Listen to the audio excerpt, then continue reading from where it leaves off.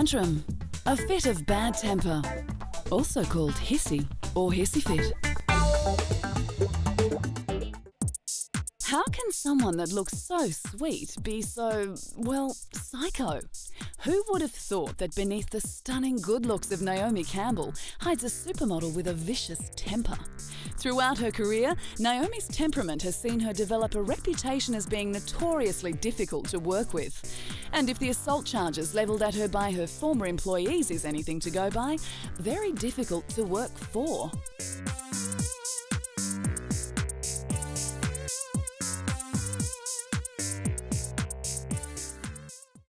Naomi is no stranger to controversy or tabloid headlines. Drug addiction, feuds with fellow celebrities and assault charges are all in a day's work for this supermodel. At least 3 employees have accused her of hitting or otherwise assaulting them, and in true diva fashion, she has blamed her fiery temper on lingering resentment toward her father for abandoning her as a child. How very Hollywood. In 2006, the supermodel was arrested at her Park Avenue home and charged with second-degree assault after she threw a cell phone at her housekeeper, Anna Scolavino, where it struck her on the back of the head and opened a cut that needed 4 stitches. Her lawyer admitted that she did throw the phone, but regretted it immediately.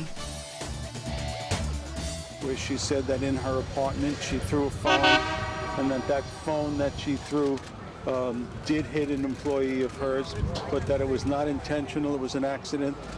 The assault occurred at the New York apartment when Naomi and the housekeeper had a dispute over a pair of jeans.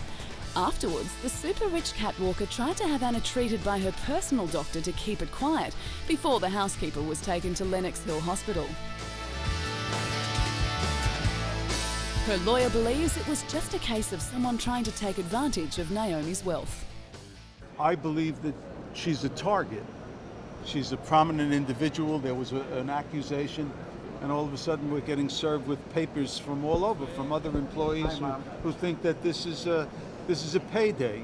You say Naomi hit me, and somebody's going to hand you checks for $50 or $100 or $200 or $300,000.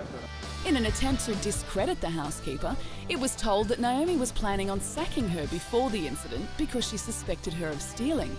But Naomi admitted to the charges and was fined $363 and ordered to attend anger management classes after pleading guilty.